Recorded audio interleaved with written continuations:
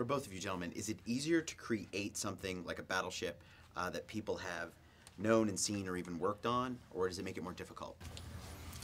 It can be pretty tricky, actually, because people are very familiar with what's real, you know. And so we were kind of lucky with the Missouri. We, you know, the Missouri was dry docked in Pearl Harbor, and kind of for posterity, they LiDAR'd kind of every inch of that ship, which means they did laser scans to kind of be able to kind of capture everything about the geometry of that ship. So we ended up with this like massive point cloud that, I mean, it represented everything down to the nicks and scratches, you know, the old kamikaze dent on the side of the ship. Everything was kind of captured in that. That was a great beginning for us, you know, so we could represent it kind of extremely accurately.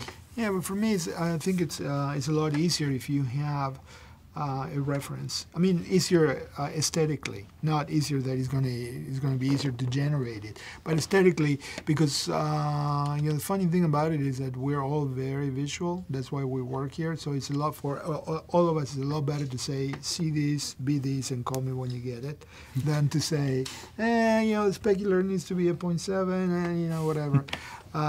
So I'm going with reference. Okay. Okay. Both of you gentlemen worked on Attack of the Clones, which had an entire water planet. So here we are about 9 years later. What's the biggest leap in technology that gets you from Camino to the Pacific and Battleship? Yeah, I did Camino, and it was a pain. Camino, yeah. It was a pain. You know, there were lots of things that were very difficult. For one thing, the simulation engine was completely different. It was weeks and weeks to wait for large-scale simulation. A lot of it was cheated. On clones. On clones. Yeah.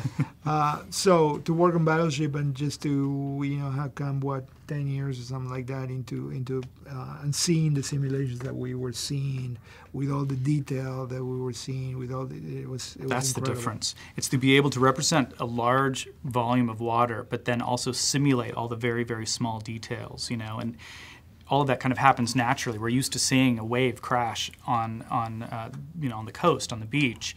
It's incredibly difficult to represent all the physics that are happening, all of those collisions.